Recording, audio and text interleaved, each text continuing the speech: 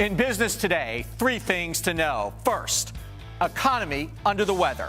Fed Chair Janet Yellen tells the U.S. Senate that ice and snow may be to blame for weak economic data, but the Fed is ready to act if not. Then, who's looking over your digital shoulder? The growing threat of cyber theft for businesses, consumers, and government. And sold out, how one company is dominating online ticket sales for the nation's biggest concerts. Arise Xchange starts now.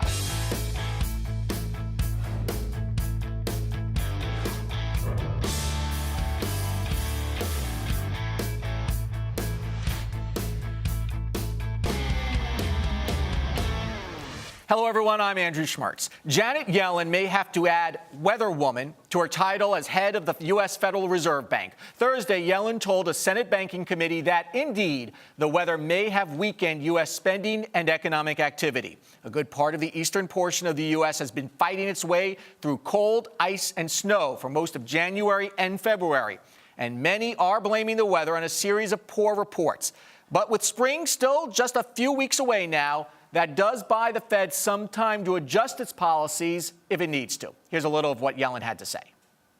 Since my appearance before the House committee, a number of data releases have pointed to softer spending than many analysts had expected.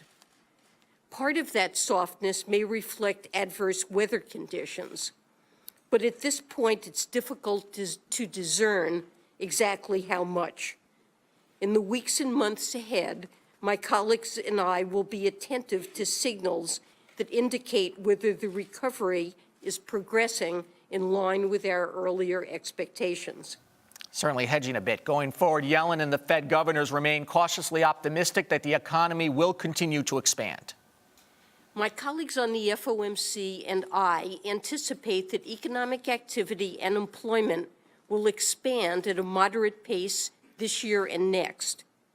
The unemployment rate will continue to decline toward its longer-run sustainable level, and inflation will move back toward 2% over coming years. The Fed chair reiterated the policy of continuing the tapering of its bond buying program with another $10 billion cut expected next month. Yellen also said low inflation provides the Fed room to maneuver towards the goal of full employment. So how did the markets react? Let's take a look at Wall Street. The Dow Jones Industrial Average up 73.92 to 16,272. The market started trading higher as Yellen spoke throughout the morning. The S&P 500 up 916 to 1854, and the Nasdaq up about 27 to 43.18.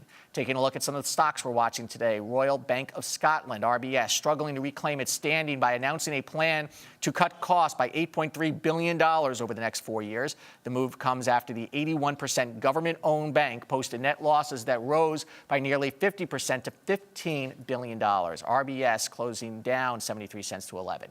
Shares of retailer JCPenney soared after the company released its earnings report. For the fourth quarter, JCPenney reported net income of $35 million or 11 cents a share compared to a loss of $552 million or $2.51 a share last year. JCPenney closed up 25% to $7.48. And after releasing plans to build a new battery-making plant for its electric cars, Tesla shares were up by almost 4% in pre-market trading this morning, but the Tesla closed down during the day, down 46 cents to 252.54. Taking a look at commodities, gold up to 1331, and oil down 33 cents to 102.26. For more on the economy and Janet Yellen, we turn now to Lord Abbett senior economist Milton Ezrati. Milton, welcome back to Arise Xchange. Thank you. Pleasure to be here. Okay, so Janet Yellen's, her testimony delayed a week because of the weather. So weather was obviously on the top of her mind. She, I think, kind of hedged a little bit with some economists saying weather is certainly to blame. She said it may be to blame. Well, I mean, you could say it may be to blame or certainly to blame. It's certainly to blame in some areas. It slows down construction. It slows down retail sales. It slows down hiring. But it also adds in some areas. There's a lot of overtime, people who plow the roads. There's also a lot of sales of fuel because it's cold and people want to heat their homes. So it cuts two ways, mostly on the negative side. So she's wise to say it may. What signal will we get if the weak data that has come in was not weather related? And then what does the Fed do? Well, if we If we see that by the time we get to March, April, May, I don't know, I'm not a weatherman, I can't forecast that. They're not doing such a hot job either. No, they so aren't. But if we get to March, April, we know that we know spring will come. And when we're in spring, we will see if there's a rebound or if there's some extra strength. Some of these very disappointing numbers we've been getting, January, February, December too. If they go away, then we'll say it was the weather, or at least the bulk of it was the weather. If not, the Fed's going to have to act. Okay. Series of economic news again today, a little bit downbeat. Jobless claims were up. Durable goods orders down. What do you make of those numbers? Well, I think that I was a little surprised with how severe the cut was in durable goods. Right. Maybe that's weather-related. I can't tell, and I don't know. But I think the important thing here is there was a lot of enthusiasm about the economy, a lot of optimism toward the end of last year. We had 2 good quarters. The third quarter, the fourth quarter came in much stronger than people expected. There was a lot of optimism. I think these numbers at base are saying to us this economy is still growing very slowly. All the things that have held it back throughout this whole recovery are still in place. Don't get ahead of yourself. We're still really challenged on jobs, and Janet Yellen spoke about that a little bit this morning. She says the goal is still, quote, full employment. How are they defining full employment? Because she was quick to point out they don't define it by 6.5% unemployment rate. How do they define full employment, and can we get there? I don't know how they are defining full employment. They've changed it several times. It used to be about 5.5%. Then there were some numbers that were lower. Now we're talking about higher.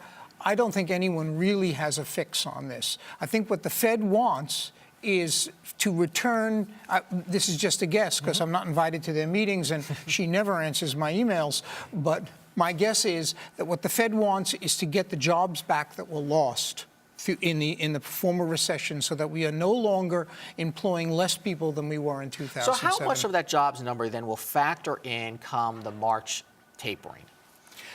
Right now, the Fed seems determined to continue the tapering, and I think they will do that. If the jobs numbers are extremely disappointing, they can blame the weather for some of it, but if they continue that way, then the Fed may pause in the tapering. But I think it's interesting, the Fed is seeing the money numbers starting to grow, which means that perhaps some of this liquidity is filtering through to the economy. A report was prepared by the FOMC last December that said that the tapering was ineffective. So they may say, we're not really doing much good here, and we are taking some risk. Right. Why not get out of it? You know, with pent-up demand, we could be looking at a quarter, next quarter, with very favorable comparables to this quarter, potentially. We could in some respects. The thing is that there has been a large accumulation of inventories that business will want to sell off, and that will dampen the numbers, the aggregate numbers. Okay. Milton Ezrati, thank you so much. Thank you. Coming up, the rising crime rate in cyberspace and what businesses and people can do to protect themselves. You're watching Arise Exchange.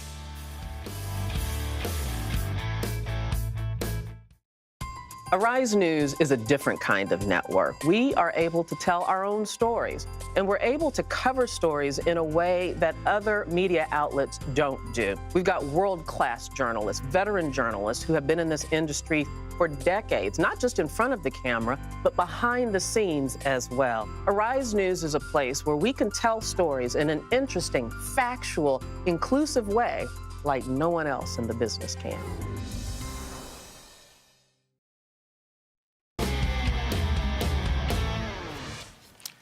Ever-present cyber attacks cost companies billions of dollars each year, and experts say it's going to get worse before it gets any better. That's because they say cyber criminals are highly sophisticated, constantly finding new ways to steal companies' valuable information.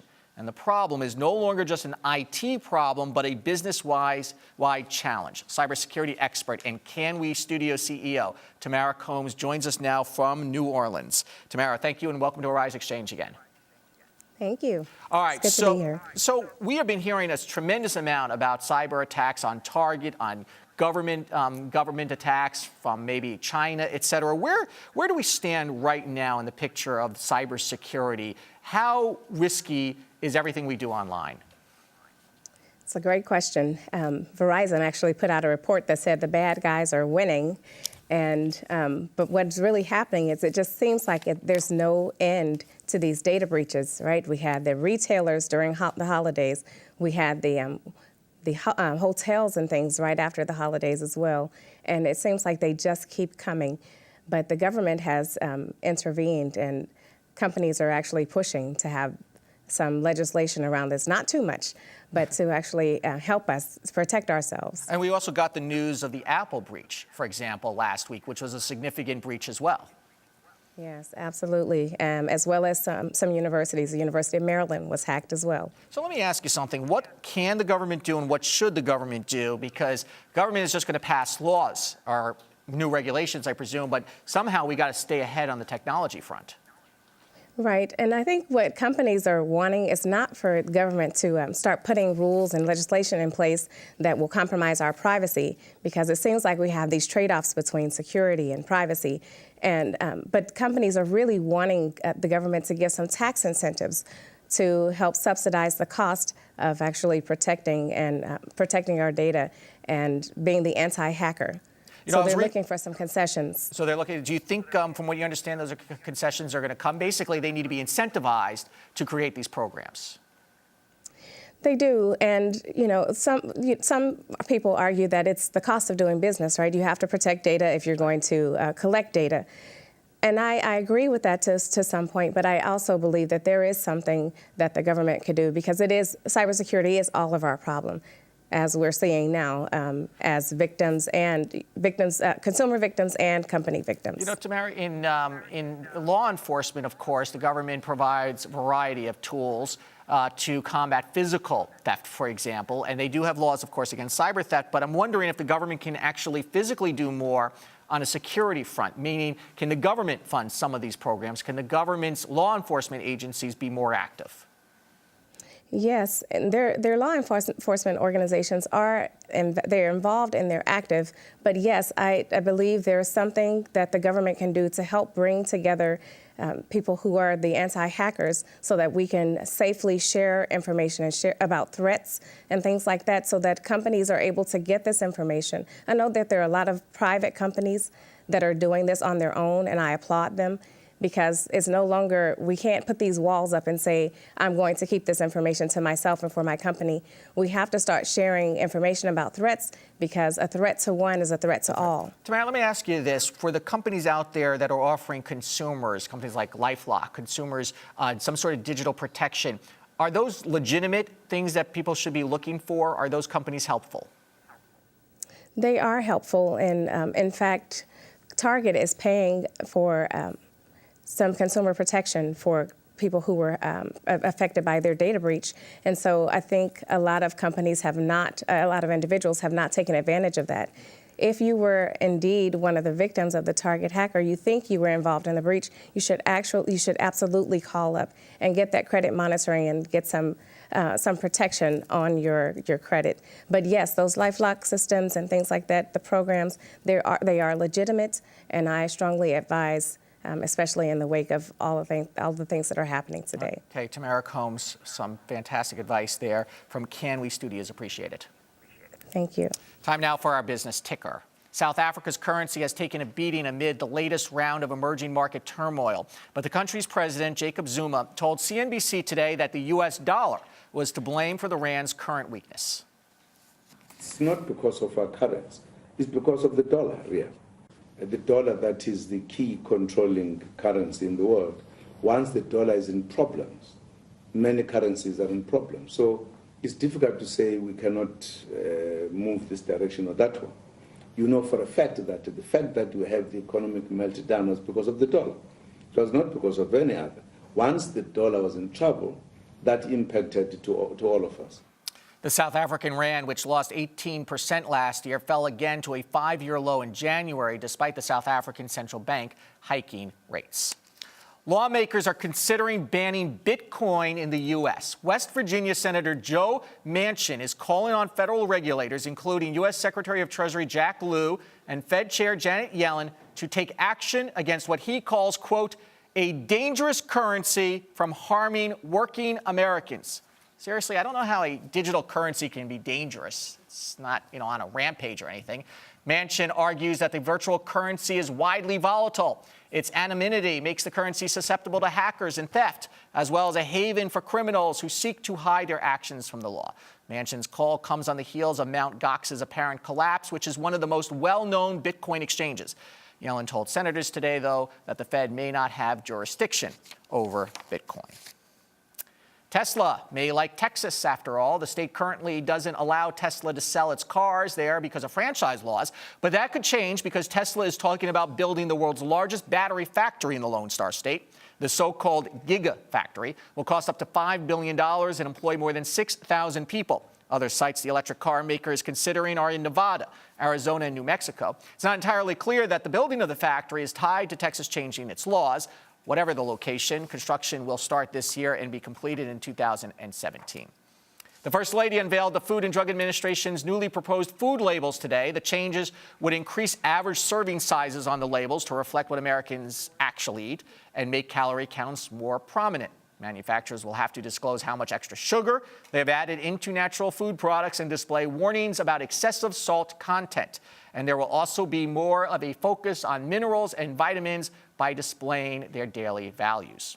FDA officials have acknowledged they expect a pushback from the food industry over the proposed changes. So no Bitcoins and no bad food for you either, according to the government. It's a debate that's been going on for years, the true value in getting a college education. For many students and parents, the burden of spending 4 years in college and then being in debt for decades is overwhelming, and some critics say it's just not worth it. Here to make dollars and cents of it all, we welcome collegeplanningGuru.com founder and president Andy Lockwood. Andy, thank you for joining us today. Thank you for having me. Okay, so let me ask you something. When someone is buying a college education, what is the true cost of that college education? What are the costs that's going into that number these days? Well, you've got tuition, which is a big component, but you've also got all these indirect costs, such as room and board. You've got other sorts of expenses like insurance and those types of things. And so why is tuition on such the increase? Are college professors getting paid more? Is the property costing more? Because we've seen huge hikes across the board in tuition. Right. There's a couple of components to it. The first one is many people feel it's the third-party payer system, meaning that the government is lending all this money to give access to low-income families, but in effect, that money is being used by the colleges to continue to increase. They continue to increase their costs. So, and so, because to some extent, the consumers who are going to use the service aren't paying for it themselves. Right, directly. And because of that, directly, the schools feel that they could increase the costs on government. Yeah, that's one aspect of it. On the universities. On the universities, right. And the other aspect of it is they're engaged in this sort of arms race with amenities to country clubify the colleges up. So. Well, it's interesting to say that because I went back to my alma mater, Hofstra University. When I was there, the food was fine. It was a big, main cafeteria that you went to. You go there today, it's a food court. There's a Sbarro, and there's this, and there's that, and they'll cook you sushi. Right. And it's great. I wish I, was back in school. Right. Yeah. There's no more. But that's costing something. There's no more. It's not free. There's no more mystery meat. There's no more bug juice. It's skirt steak. It's vegan. It's gluten-free. You've got dorms that are now residences because they have granite countertop and flat panel TV. And these are amenities that these colleges are building, $15 million aquatic facilities and athletic facilities to lure high-paying affluent families. Okay, so you help advise families on paying for college. How to avoid overpaying. And how to avoid overpaying. So to walk us through that a little bit, what are the key tips that you tell them to avoid overpaying? Okay, great. So there's a few components to it. The first one is, what pond do you fish in? Meaning that some schools are more generous than others. So it really matters, which ones you select. The second aspect of it is, well, what do you do to get in? So now what's happening is there's so many kids who are graduating schools, and they're all taking tons of AP classes and other advanced, coursework and other activities. They all kind of look the same on paper. So what you need to do is distinguish yourself in order to get in. It's fundamentally a marketing issue. And the third thing is understanding the loopholes in the financial aid system. So if you have money saved in your child's name, for example, that is sound financial advice, but it can kill you in the financial aid formulas because it counts against you 400% more than if you had it saved in your own name. And some assets don't count against you at all. So where do you fit in, or where do you come down on whether college is worth it or not? Because you made an interesting statement, I was reading, that the gap between college graduates and what they earn and non-graduates is closing. Then I imagine if you factor in and amortize the cost of college, you may be on the losing side of the equation. This is probably ironic and not a great business model for a college consultant to say this, but I'll tell you, my wife and I, Pearl, we own the business. We see everyone's tax returns. We have doctors, lawyers, accountants as clients. We have auto body guys, electricians, and plumbers. More often than not, it's that second category, who may not have even gone to college at all, that is doing better in terms of how much wealth they have amassed. So I'm not saying that you shouldn't go to college. I just question whether everyone And should in go. fairness, those people, though, may have had a better secondary education in high school, correct? It's correct to say that, or we don't know? Arguable. I mean, it doesn't, it just, they're oriented differently. But I can tell you that there's a lot of people who have college degrees that don't really need them. There are 115,000 custodians with BAs in the country. You know, there's all these crazy statistics like that. Look, I have a law degree. I've never seen the inside of a courthouse. So I don't know. I have a law degree also. I'm a recovering attorney. We both are. Andy Lockwood, thank you so much. All right, thanks. Ahead, the queen of comfort food compared herself to a gay football player. Our favorite person of the day is next. You're watching Arise Exchange.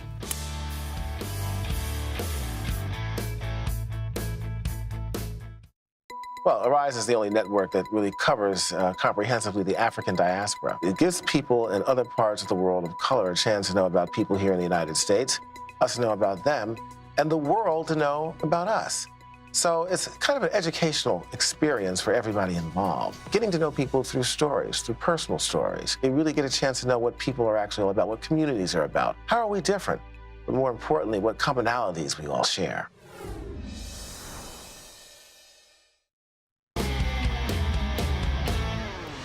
Time now for our favorite person of the day, when we pick one person who grabbed our attention and not for the right reasons. Today, that person is once again Paula Deen, for somehow comparing herself to, quote, that black gay football player. Deen is on the cover of People magazine as part of a story of her comeback from a series of racist remarks that came to light during a lawsuit last year. But she still seems to say all the wrong things. Deen, who is known for her high-fat home cooking recipes, says she's fighting to get her good name back and that she would never hurt anyone intentionally. So, to that end, Deen compared herself to college football player Michael Sam, who recently announced he was gay. Deen said, quote, "It's like that black football player who recently came out." She went on to say, quote, "I just want to be known as a football player. I don't want to be known as a gay football player." Funny, we didn't think Deen was a black, gay, or a football player. Deen also complained that the star of Duck Dynasty, Phil Robertson, got better treatment than she did when he made derogatory comments about homosexuals, though I also seem to recall he didn't exactly get a free pass. Thankfully, Paula Deen is on the comeback trail, so we could talk about her some more. And so, Paula Deen, for not being a black, gay football player, is our favorite person of the day. Next, the sweet music of Live Nation, how one company has struck the right chord in selling concerts. You're watching Arise Exchange. Arise serves underserved communities by bringing them news, information, sports, and entertainment from places that are becoming part of the world economy, that are becoming a part of the world voice, and decisions that are affecting things in the world that people care about. They care about the economy. They care about safety and security. And if you come to Arise and you watch our broadcast, these are the things we're going to bring to you every day, 24 hours a day.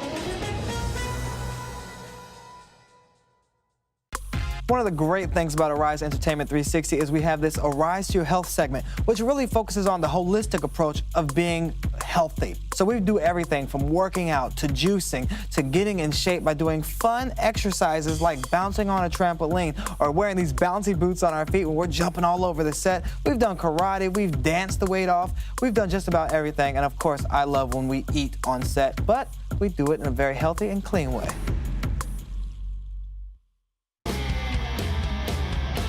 Welcome back to Exchange. Concert sales are making a comeback in the United States, soaring to $4.5 billion in 2013.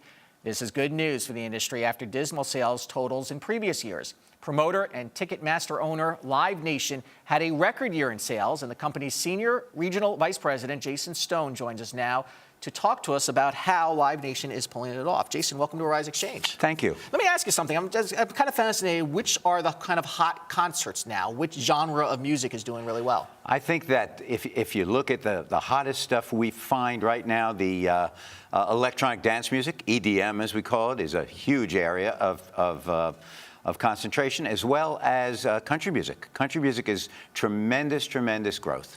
And it's growth not just in traditional country music areas, correct? Correct. We have found over the years that traditional country music has separated off to this new genre of country music, which are country music superstars, where we build huge shows around them and tour the country in the largest of buildings that we have. Do you have a particular audience that is most profitable for you? I imagine country music stars are older people, maybe, concerts, while the electric music is younger. And is there a difference in what you could charge in prices? Well, I think that it's all genre related. If you're naturally marketing to a younger audience base, your pricing is going to be more sensitive to that, and they don't have as much expendable income, so naturally it's going to be a cheaper ticket.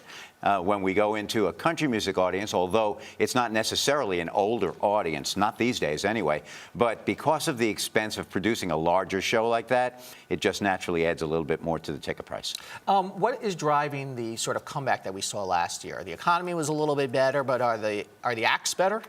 I don't think the acts are better. I think the acts are always great. I think the fan base is there for all genres of music, and it doesn't matter what level of music we're doing. I think the fans, it's all about the fans. It always goes back to the fan. If the fan is there and wants to support their artist, whether it's because of more exposure due to television shows like The Voice that have Blake Shelton, for instance. Naturally, Blake Shelton is going to be a bigger star because he's exposed to a much larger audience. Well, I'm actually wondering about that with all the reality shows and with all the stars out there. That has got to be helping drive sales. And is it doing better than driving, traditionally radio drove concert sales, didn't it? Yes, I think radio is still a very important genre because I think the basic fan reaches out to both satellite and terrestrial radio for their music. There are so many more sources for them to reach out to. Artists that have wonderful websites, for instance, and deliver the music through their individual websites is another area. Also, you look at the music services that are out there now, like the Spotify's, where you can go and set yourself up a website for your favorite artist and be able to listen to that music. Does that help detract from concert sales at all, or are people still wanting to go see these performers live? I think we say it, Live Nation, and have for many years, it's better live. And we really believe that. That is your business. We just believe that. I don't think it detracts at all. I think the music is there, live or otherwise, for the fan. Let me ask you about ticket prices. The controversy is that Live Nation and Ticketmasters has been pushing up ticket prices because you're controlling so much of the market, not just in the music concert areas, but in the sports arena as well. And the tickets are expensive. You're pricing out some families. I mean, what can you do? Do you think the tickets are too expensive? And what can you do to bring them down? Most of the public's not aware. The ticket price is dictated by the expense of producing the show. We do not price a ticket based on a price range that we think the audience will pay. We back into a ticket price in every situation. We look at very simply what are the costs to produce these multi-billion-dollar shows. We just simply break that back down to the local marketplace, the amount of available seats, and that's what dictates the ticket price. Live Nation is not necessarily, nor is any promoter, getting rich on the ticket price. And talk about a little bit about the importance now of the online marketplace to driving concert sales, where it used to be that you had to call up or you had to go to the arena to buy the tickets. This has got to be a game changer. Yes. Well, we believe, first of all, the social marketing aspect of concerts is almost now tantamount to the traditional print and radio advertising. But we are marketing socially through the websites of Facebook and otherwise. Those customers are going automatically with a click of a button right onto the online services to buy the ticket. Are you finding that parents are going with their kids more often now to concerts? Sure, especially when it comes to the classic rock artists, which we do a huge business with. The parents would love to bring their children in and do bring their children to show them what they experienced 20, 30 years ago. Let me ask you about Billy Joel. He is sort of the artist in residence now at Madison Square Garden. Are we going to see more artists doing that? And by the way, I don't know how he's doing. You can maybe fill us in on how his sales are going. But are we going to see more of these classic rock artists maybe setting up permanent residency? Well, we've done many residencies, as our competition has done many residencies. We have Santana, for instance, in residency at the House of Blues in Mandalay Bay in Las Vegas for a whole year last year, and we just renewed the deal again. The Billy Joel piece is unique. He's one of the great international superstars of our time. and is available to a wide variety of people. So people do bring their children to see that. And by the way, each and every show that gets added to that residency sells out. It's just a matter of days, and they add another one. I think they're up to the 12th one now. He's an absolutely amazing performer. Amazing and now more people can see him because of this. Jason Correct. Stone, Vice President with Live Nation. Appreciate it. Fascinating topic. Thank you. My pleasure. Thank you. Thank you for stopping by.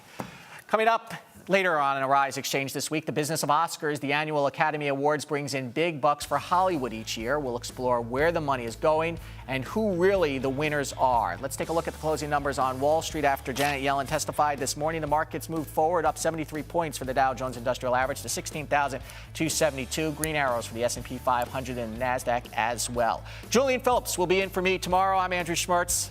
Thanks for watching.